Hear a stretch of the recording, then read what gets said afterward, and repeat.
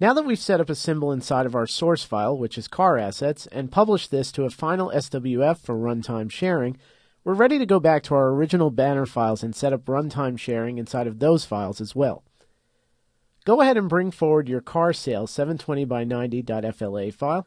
And what we're going to want to do is tell this banner that instead of using a static version of this car from this document's library, to actually look for it in our published SWF.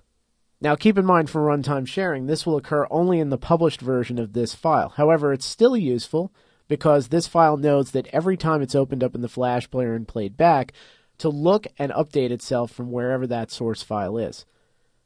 However, we have to go into our library and make sure that that's set up properly. So what we're going to do here is we're going to go over to our library and we're going to select the car movie clip.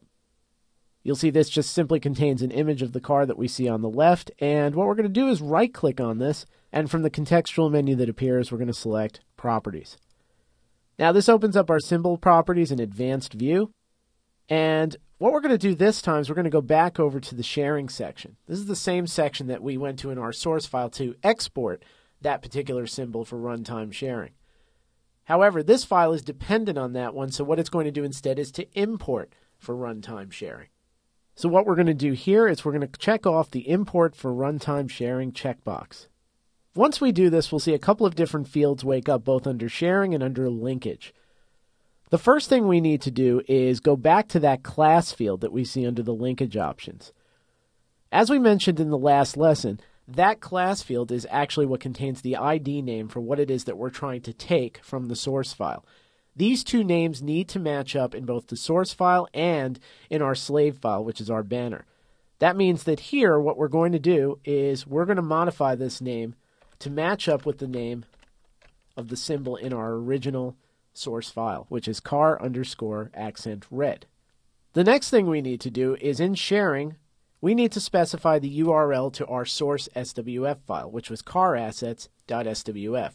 Now, this could be a full HTTP address, it could be a directory structure such as assets/carassets, but in this particular case, our car assets file sits in the same exact directory as our finished banner. So we're simply going to type in the name of the published SWF file, which is carassets.swf. So now Flash knows that this car symbol gets its contents from a published SWF using runtime sharing, and it's going to import the contents of that symbol only when this movie or the published version of this movie is played back in the Flash player. It knows to look for a symbol set up for runtime sharing with the class of car_accent_red, and it knows to look for it in the carassets.swf file on the server. Go ahead and click OK. Once again, if you see a definition for this class could not be found, go ahead and click OK to bypass this warning. Now, as of now, you don't really see anything happening, interestingly enough. This is because we've set this up for runtime sharing. We are still in the design time environment. To really see this in effect, what we're going to do is we're going to save and publish our banner file.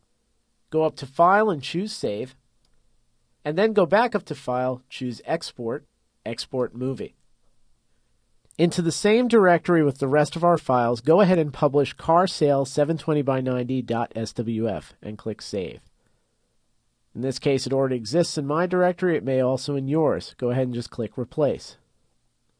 Now what I'm going to do is I'm actually going to bring a panel with the folder contents open here into our workspace. We'll see this is our Chapter 2 folder, and we have our published 720x90 SWF, which is our slave file, and we also have our carassets.swf file, which is our source file. What happens if I view my 720x90 now that it knows to take something from this particular file at runtime?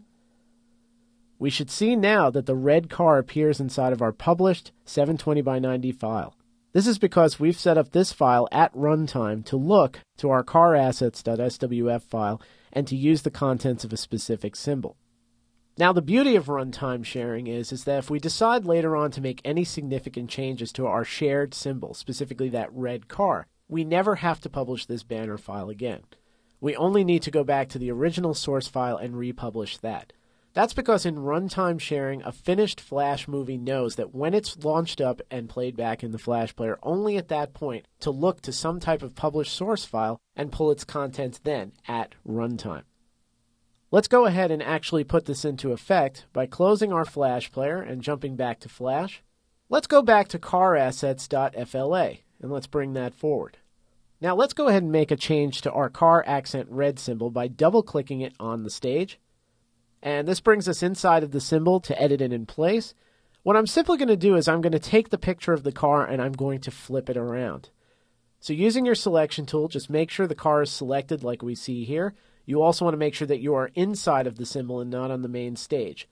Look at the breadcrumb navigation at the top left corner of the stage. You should see it should read Scene 1, car_accent red. With the car selected, go up to Modify, choose Transform, and choose Flip Horizontal. This flips the car the other way around. You may need to take a moment just to reposition this, just like this. So now we flip the car to face the other direction. All we need to do at this point to have our other banner file pick up on it is to simply republish this file.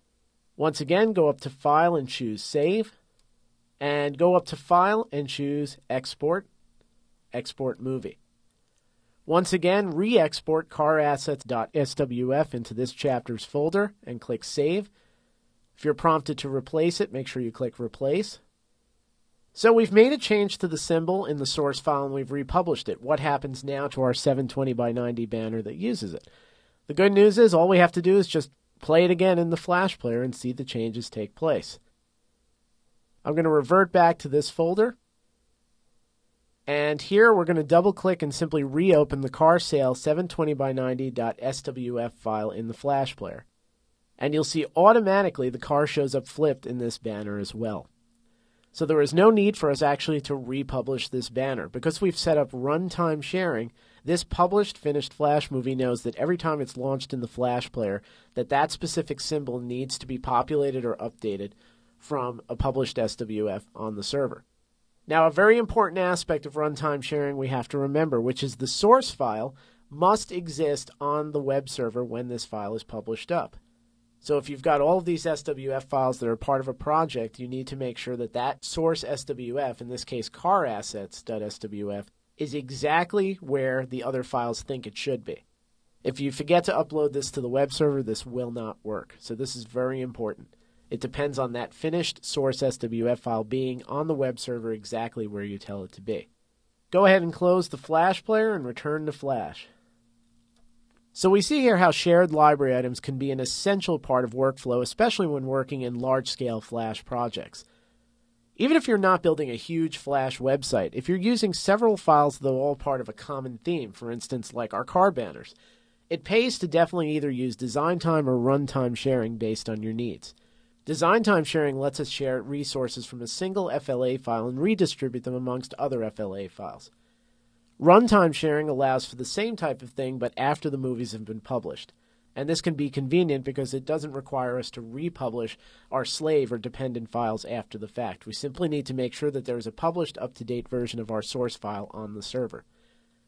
Regardless of which method you choose to use, you'll see that this can be a valuable part of your workflow and can save you lots of time and make sure that common assets are consistent across multiple files in the same project or for the same client.